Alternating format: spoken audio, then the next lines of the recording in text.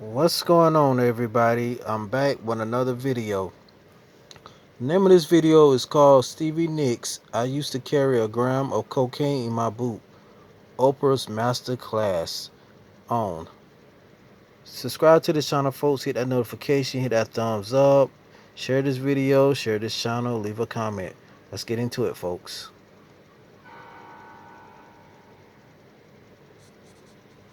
I used to carry a gram of cocaine in my boot at all times.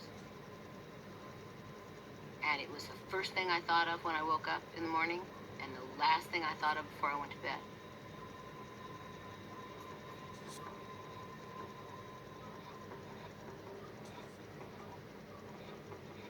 So 1976, that's when I remember being more aware of cocaine.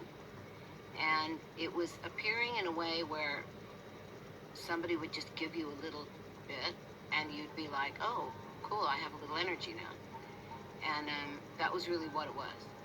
So then you have a hit of coke and then you're too nervous. And then you're too nervous, so then you say, well, then I'll have a little shot of brandy. And then you feel like maybe you're a little teeny bit drunk. And then so you'll have another hit of coke because then that's going to make you not so drunk. So I'm looking, towards going into 1977, going into the making of rumors. Then cocaine really started appearing, and you start buying it, and that's what makes it different. Is if you buy it, then you're buying it, and if you're buying it, you're doing it. So we were doing it, and that's what happened, and the cycle then just escalates. So it slowly escalated, 77, by 78, it was, escalating more. By 79, when we went in to do the Tusk record at Village Recorders here in Los Angeles, we were pretty much there for 13 months, 5 days a week. A lot of cocaine being done, and a lot of money being spent. Gazillions of dollars. I can remember thinking to myself at that point, wow, who knew 4 years ago that, that I would even be a part of anything that was this stupid. To be spending this much money on this stupid drug. This is crazy. This could have, 2 weeks worth of cocaine could have paid our rent for 6 months. And it turned people into nutcases. Mick and I would never have had an affair had we not had a party and all been completely drunk and messed up and coked out and, ended up being the last two people at the party. And so guess what? It's not hard to figure out what happened. What happened, and what happened wasn't a good thing. It was doomed. It was a doomed thing, caused a lot of pain for everybody, led to nothing.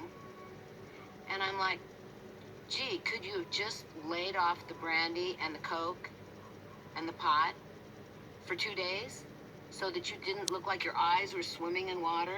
Everybody else thought you looked beautiful, but that's because everybody else was stoned. You didn't look beautiful. You looked high and unattractive. So unattractive.